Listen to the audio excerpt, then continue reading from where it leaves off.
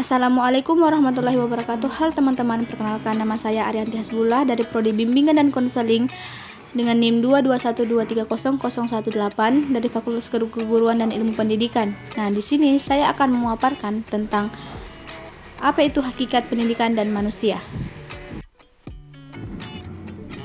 Hakikat pendidikan dan manusia. Manusia adalah makhluk sempurna dalam cara berpikir serta cara mengendalikan diri manusia diberikan nafsu dan hasrat. Nah, hakikat pendidikan itu adalah upaya sadar untuk mengembangkan potensi yang dianugerahkan Tuhan kepada manusia.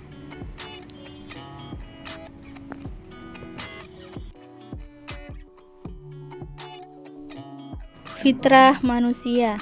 Manusia diciptakan dalam keadaan fitrah dan suci. Manusia menjadi baik atau buruk diciptakan oleh lingkungan dan pendidikannya.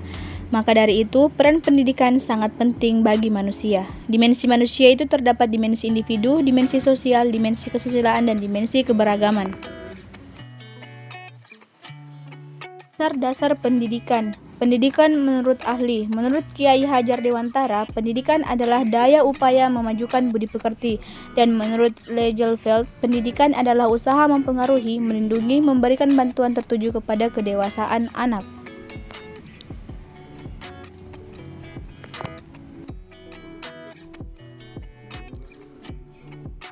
Tujuan dan fungsi pendidikan. Tujuan pendidikan menurut Undang-Undang Nomor 20 Tahun 2003 Pasal 3 tentang Sistem Pendidikan Nasional.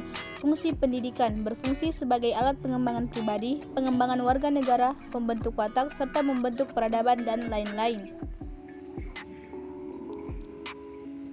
Hubungan manusia dan pendidikan. Memiliki hubungan kausalitas karena manusia dan pendidikan mutlak ada karena pendidikan. Manusia dapat menjadi dirinya sendiri sebagai manusia yang manusiawi.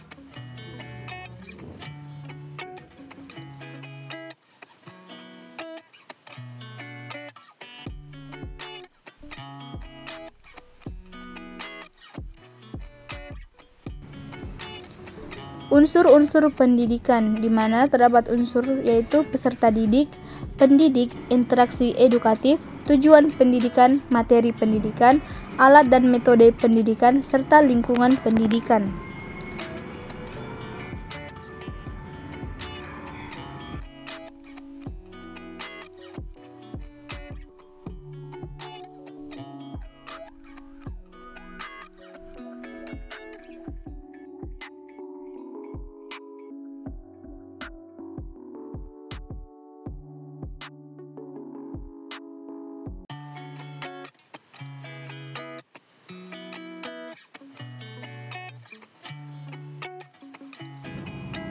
Landasan dan fungsi pendidikan, tujuan pendidikan nasional, tujuan pendidikan institusional, dan tujuan pembelajaran khusus.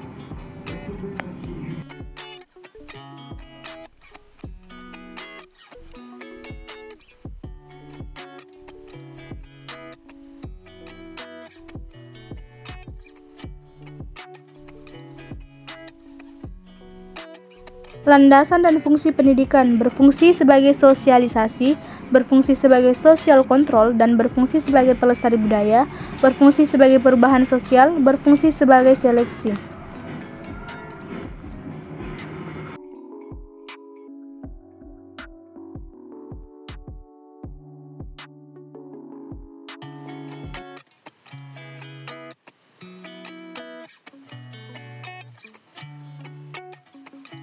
Di mana landasan pendidikan itu terdapat landasan teologis, landasan filosofis, landasan psikologis, landasan sosiologis, landasan kultural, dan landasan ilmiah dan teknologi.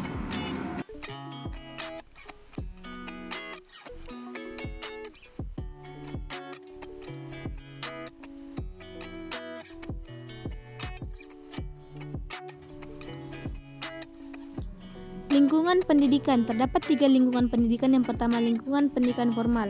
Nah, lingkungan pendidikan formal itu merupakan jalur pendidikan yang pastinya kita sudah tahu atau umum di Indonesia, yaitu pendidikan yang diselenggarakan seperti sekolah dan memiliki tingkat pendidikan yaitu tingkat TK, SD, SMP, dan SMA.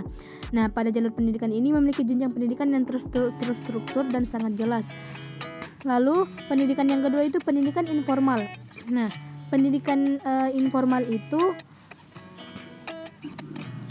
merupakan metode pendidikan dari keluarga dan lingkungan tertentu terhadap kegiatan belajar individu yang dilaksanakan dengan bertanggung jawab. Setelah lulus ujian, hasil pendidikan informal akan diperlakukan sama dengan pendidikan formal dan pendidikan informal sesuai standar nasional pendidikan. Nah, pendidikan yang ketiga adalah pendidikan non-formal. Pendidikan non-formal ini merupakan sistematika di luar sistem sekolah, yaitu bagian penting dari kegiatan skala besar yang dilakukan secara mandiri atau untuk membantu siswa tertentu mencapai tujuan belajarnya. Sebagian besar pendidikan informal ini berlangsung pada usia dini, misalnya taman pendidikan Al-Quran populer di masjid-masjid dan sekolah minggu di semua gereja.